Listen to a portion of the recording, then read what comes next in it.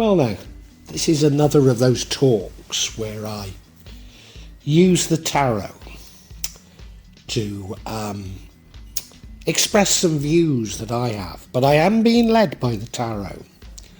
The first one I did was called The Future of Mankind, and I said if it was well received, I'd do more. Well, it was moderately well received. The second one that I did has been less well received, and it's called How the World is Changing. But in meditation, I keep getting messages to keep going. And now, I'd also say that the sort of, to use the word collapsed is too strong. But the viewers to my channel have certainly taken a tumble over recent months, as has the potential income. Not that I've ever drawn any income or unable to draw any income yet, but both have gone down rather than up. But you know, what else can I do but keep going? So what I wanted to address, I mean, both of these raise some interesting questions.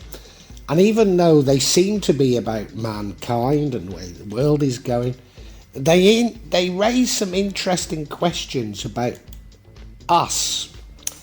So what I wanted to do this time was talk about how we must change.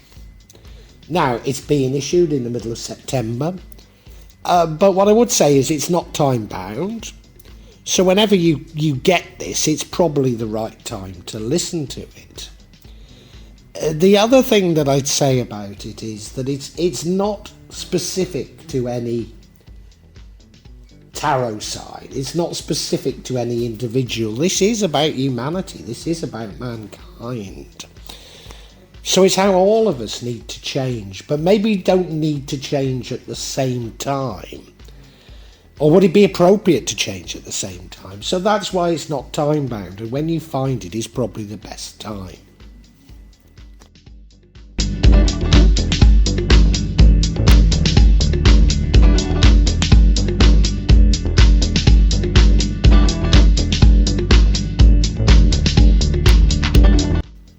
Now, I have to say, as I drew this spread, I was a little perplexed by it. And I suppose that is the whole point of me using the tarot to guide me. And each time there's been some surprises, but this entire spread was a little bit of a surprise. I suppose what surprises me the most is that bottom right-hand corner, which is the Lover's card. It's saying the past was characterised by love. And yet, the overall energy of the reading is the King of Cups. Somebody who's in control of his emotions, understands the emotions of others, the King of Love, if you like. He's so compassionate, so loving. He does tend to get taken for a ride every so often. And I think that's what it's saying that we should be doing. Now, of course, I did pose the question how we must change. So could it be that we must change in our attitudes to love? That we've got the wrong attitude to love? And the next card along from the Lover's card, so in the middle of the bottom row, is the Magician card, probably about manifesting. So the changes we need to make, I don't think, come from manifesting. I don't think they do. Because you see, the next card is the Eight of Cups, which is us getting disillusioned and walking away from something. And the card that leads to the outcome is the Fool card, going off on a new journey with the innocence of a child. What would prevent us from or prevent the outcome is the Moon card, is fear. And the outcome itself is the Page of Wands, very much in fitting with the Fool card, going out and seeking something new, seeking new experiences, seeking new information. So I can see a story here and I can see what it's saying, but it wasn't quite what I expected. So do stay with me, because it looks interesting, doesn't it?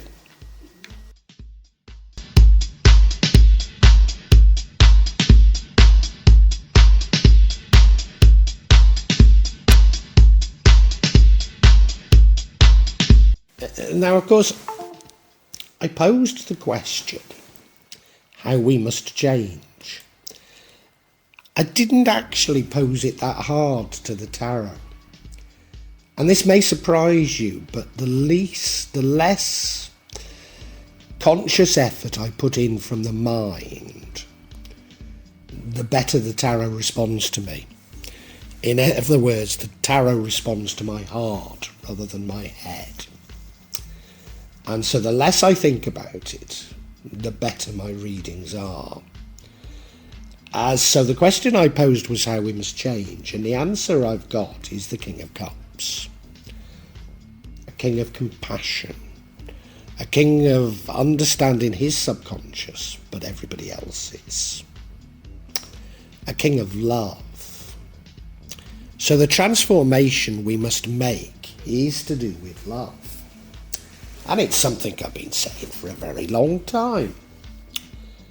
But he's also a king of compassion, and that's saying that so many of these talks I've been giving have been what some might call about waking up to the deception, waking up to the fraud, waking up to the manipulation. But this is a king of compassion, saying forget about that. That's God's realm. Don't you have to worry about that. You worry about yourself. You make yourself more positive. You make yourself better. And that's what he does. And to a certain degree, it means taking risks. Taking risks of making the same mistakes that have harmed you in the past. The same mistakes where people have exploited you on. And it runs throughout the entire reading. And I'm going to come to an area where I felt it conflicted, but I think I now understand it. But yeah, we've got to be led by compassion. We've got to be led by love. That's the main thing I want to say.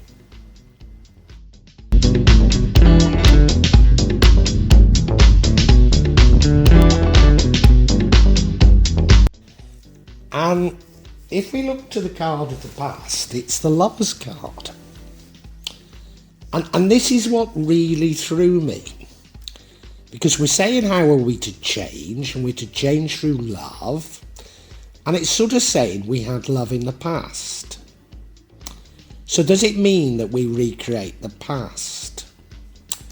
Now, I've no doubt that the past was more loving times. The past was governed less by greed, less by manipulation. But you know, I don't think that's what it's about. I think it's what's beginning to say to us that we need to recognise that we can't change, and we can't change the world without changing our very concepts about everything. And maybe at the heart of that is our view of love. Now, I have a very interesting subscriber who I believe is from North Korea. I might be wrong, because of you're not meant to be able to access the internet from North Korea unless you're very high ranking, which he might be. But I hope I'm not offending him in saying this, but I've heard that in North Korea there's no word for love, because the only love you can have is for the leader. So love isn't a universally understood concept. I mean, even living in Indonesia, our concept of love is a little bit different to that in the West. And certainly in the West, our concept of love is very much shaped by psychopaths and narcissists. You only have to listen to popular music to find out that, well, yeah, you know, this idea of a romantic love, this idea of an unrequited love, this idea of love at first sight, it's pure psychopathy. You know, so maybe we have to challenge our very understanding of love. Now, I've said many times, if you really love someone, you have to set them free. And I really think this is what it's reminding us about.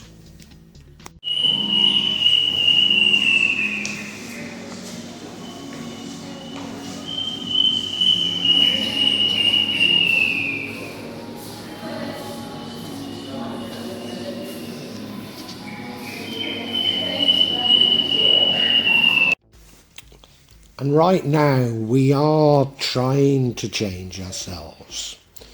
We are trying to create a change in the world. Or at least those of you who've been listening to me are.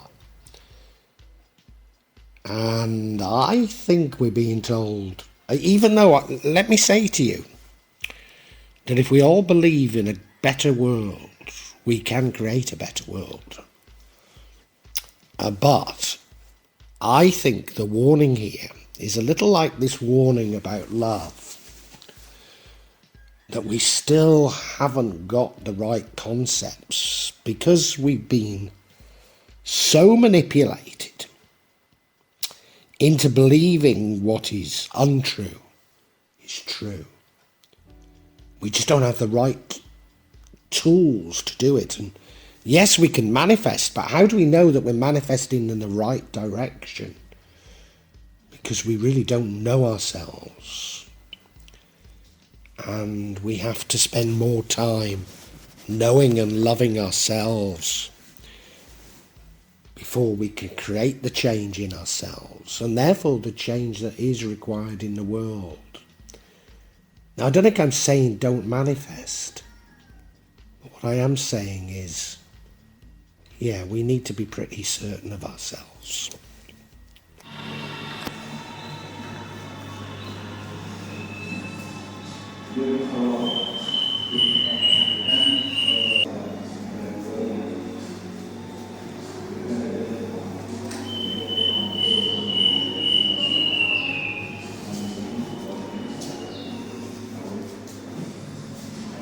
Now, why am I uncertain about this manifestation? And that is because of, we have this Eight of Cups, which is a card of disillusionment, a card of moving on from what we were doing, from what we believed was right. So I suspect we haven't got the full picture. And it's because we don't fully know ourselves that we have to move on. And we need to explore ourselves more to be certain of what it is we should be doing. Even though, if you remember, in the last month's reading, I said now is the time to act, and we should be acting. But maybe we don't quite know how we should be acting. And that's what's causing this disillusionment. And I believe it's because, yes, our minds have been so manipulated. And our immediate reaction to realising we've been so manipulated is that of anger. And until we've released that anger and begun to love ourselves, we ourselves can't be making positive change. And if you look, he's walking up that hill, which will be a struggle. He's walking up it into the moonlight, into the unknown. So it's about confronting our fears.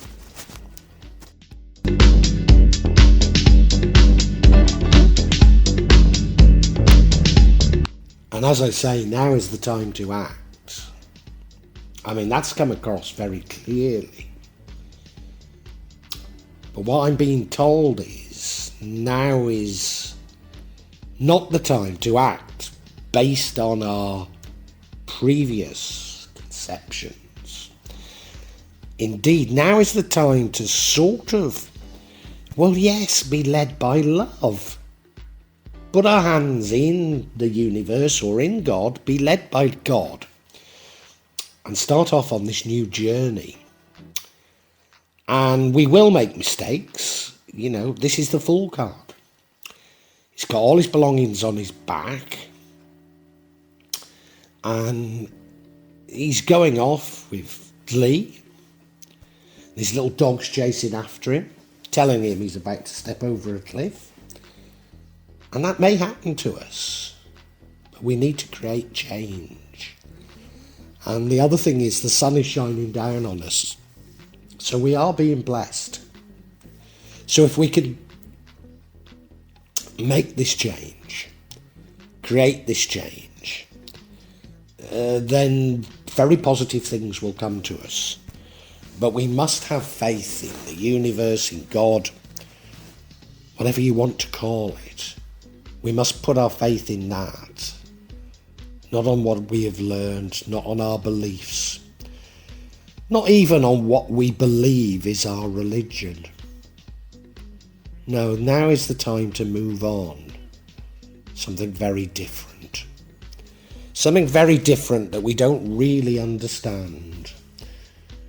But we are being urged to be led by love, but real love, not this psychopathic love. Real love, which is based on empathy, compassion for all, understanding for all, including those who we think have harmed us.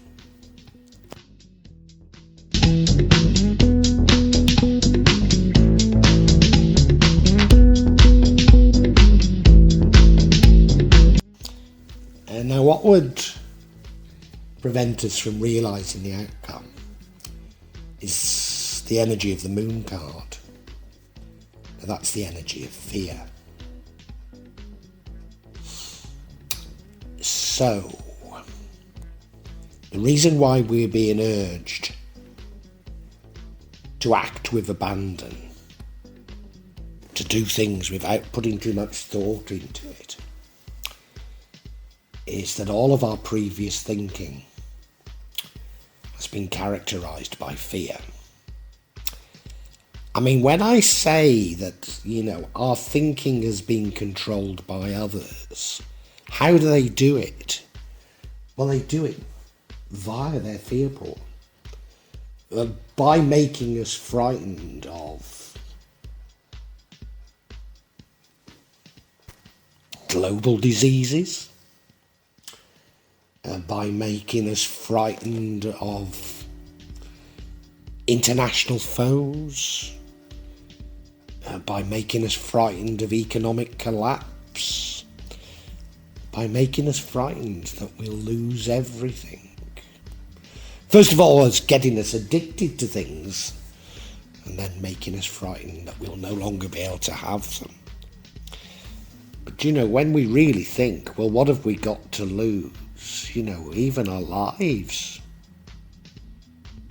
Does it matter that much? For once you confront your fears, what's the worst thing that could possibly happen? There's no longer anything to be fearful of. So that's the reason why we're getting this little bit of a warning on how we must change. Because we must rid ourselves of fear.